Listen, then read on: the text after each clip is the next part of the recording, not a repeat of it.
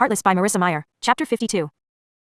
The traveling hat shop was empty when she squeezed her heart-studded dress through the doorway. Empty, but for the marvelous hatter himself. A cackle reverberated off the wooden walls the moment she stepped over the threshold. Catherine drew herself to her full height and let her gown fall around her feet. She met Hatta's gleeful laugh with firm-pressed lips. He was on his throne, feet up, hiding his face behind his purple hat. Mannequin heads were set on all of the chairs, adorned in elaborate hats. None were whispering now. They stared blankly ahead at the assortment of ribbons and felts and half-empty teacups. Good day, Hatta. He lifted the hat and set it onto his white hair that was in desperate need of a combing. His cravat was undone, his coat wrinkled. There was a mysterious stain on the handkerchief that was crumpled inside his breast pocket. Is it 6 o'clock already? He said, picking up a pocket watch from the table. Why, barely noon. That can't be right. Perhaps I shall make it forever 6 o'clock. Forever time for tea. Tea in the morning, tea in the middle of the night. Then I shall always be an accommodating host. Would that suit you and your early arrival, Lady Pinkerton? Or shall I say, Your Majesty cath shut the shop's door. Am I early? I did not realize I was expected. I'm always expecting someone. Always coming and going, coming and going. He tossed the pocket watch onto the table with a clang. The face popped open, and Kath could hear it ticking. Too loud and too fast, like a manic countdown. If Hatta noticed it though, it didn't show. I hope you haven't come here seeking my marital blessing. I don't need anyone's blessing, least of all yours. Indeed, sweetness. You are the epitome of a royal bride. Tell me, does it make it easier, knowing the union had been foreordained? It was all laid out for you in stone and ink. You didn't even have to make the decision yourself. Just go along with all fate expected of you.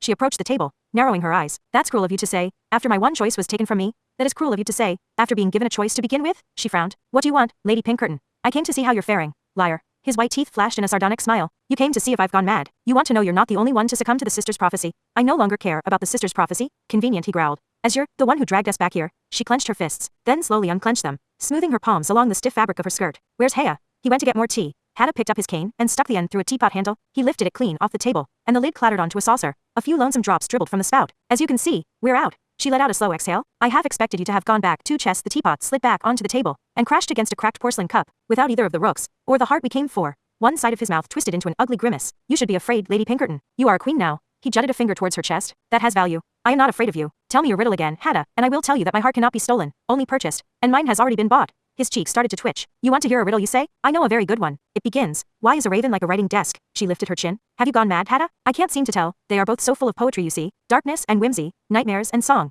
Hatta, his voice dropped to a conspiratorial whisper. I figured it out, Lady Pinkerton. She pressed her lips together and swallowed. You figured what out? Everything? Peter, the Jabberwock, the mock turtle. We are both to blame. Catherine gripped the edge of the table, staring at him across the turmoil. The mannequin said nothing. You see, many years ago, said Hatta, as if she'd asked. I brought a pumpkin back from Chess. It was going to be a pumpkin hat, a toothless, smiling pumpkin lantern that would light up on the inside. Whoa, it would have been marvelous. He sung the word marvelous, letting his head tip back over the side of the chair, but the pumpkin kept growing and growing. I couldn't make it stop. It got to be as big as a goat, and no longer fit to be a hat. So I cut it up and carved out the seeds. I took them to the nearest pumpkin patch and asked if they wanted them. Ungrateful wretches they were. The man and his sickly wife told me something about wanting no charity. Slammed the door on my face, so I tossed the seeds away into a corner of their patch. He smiled wryly. I thought nothing more of it after that. And then they started to grow, said Kath. So they did. Lady Peter won a pumpkin eating contest, did you know? She ate 22 of them, they say. 22 bloody little pumpkins. And then she turned into a monster. His lips warbled into a mockery of a smile. Kath could see it now, the hysteria lurking beneath his amethyst eyes. She thought of the destroyed corner of the pumpkin patch. Peter had tried to kill them all, but one seed had survived and grown and thrived. And I made the pumpkin cake, she said. And so the mock turtle was my doing, and yours, and maybe Peter's too. Peter,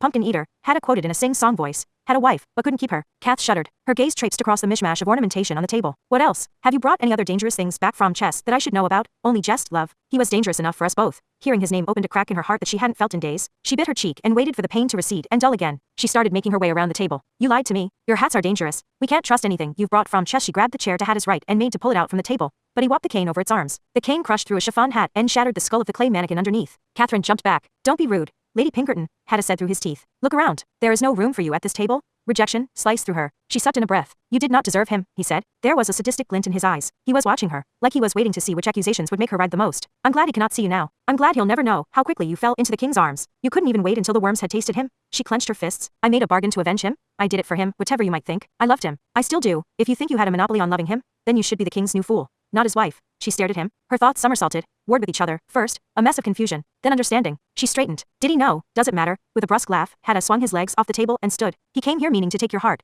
But it was clear from the night he brought you to the tea party that he was going to lose his instead. His voice had a growl to it as he sauntered to the wall and pulled a hat off one of the shelves. No, not a hat. A crown. He tossed it onto the table. The tines of the crown were made of Jabberwock teeth, jagged and sharp, and strung together with purple velvet and gemstones in hideous mockery of the real crown she'd left at the castle. That's for you, he said. Consider it a wedding gift, from your most humble servant. One mad hatter to his monarch. Her eyes stung. You are not mad yet. You don't have to be. He planted his cane on the ground and leaned into it. It is in my blood, Lady Pinkerton. My father, and his father, and his father before him. Don't you understand? I am always coming and I am always going. But time is searching for me and he's getting closer. Always closer. You cursed me when you went back through that gate. You cursed us all. You didn't have to follow me, he snarled. I had to follow him. He took off strolling down the length of the table. Did you come here to make a purchase, your majesty? A most marvelous hat. And all it will cost you is everything. He knocked the butt of the cane into the mannequins' hats as he passed, tipping them onto the table. Many of the heads fell too, their foreheads cracking against the table's edge. A hat to give you wisdom? Or maybe compassion as you embark on your queenly role. Perhaps a charm of forgetfulness? Would you like that? Would you like to forget this entire tragedy ever happened? Or are you so vain, Lady Pinkerton, that you would like eternal youth? And this beauty? I could make it happen, you know. Anything is possible when you know the way through the looking glass. He started swinging the cane like a battledore,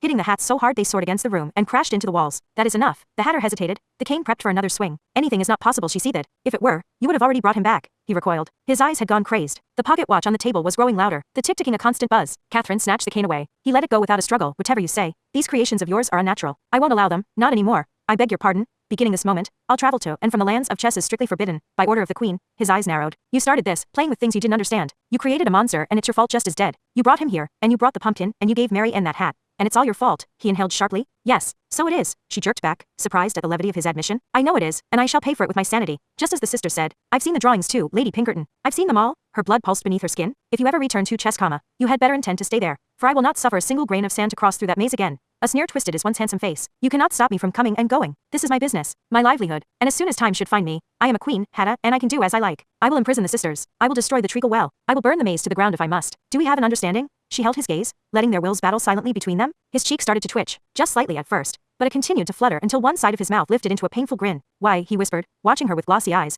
Why is a raven like a writing desk? Shaking her head, Catherine tossed the cane onto the table, satisfied with the crash of porcelain and silver. It's a shame, Hatta. Truly it is. Madness does not suit you, of course it does, he cackled. Murderer, martyr, monarch, mad. It runs in my family. It's a part of my blood. Don't you remember? I know you remember. The watch was ticking so fast, now she thought it would burst. Crack wide open. Gears shattering across the table. Goodbye, Hatta. She swung towards the door, but his desperate laughter followed her. A shrill giggle, a sobbing gasp. But why? Why is a raven like a writing desk? Her hand fell on the doorknob. It's not, she spat, ripping open the door. It's just a stupid riddle. It is nothing but stuff and nonsense. Suddenly, inexplicably, the pocket watch fell silent. Hatta's face slackened. His brow beaded with sweat. Stuff and nonsense, he whispered, the words cracking. Nonsense and stuff and much of a muchness and nonsense all over again. We are all mad here, don't you know? And it runs in my family. It's a part of my blood, and he's here. Time has finally found me and I, his voice shredded, his eyes burned. I haven't the slightest idea, your queenness. I find that I simply cannot recall why a raven is like a writing desk.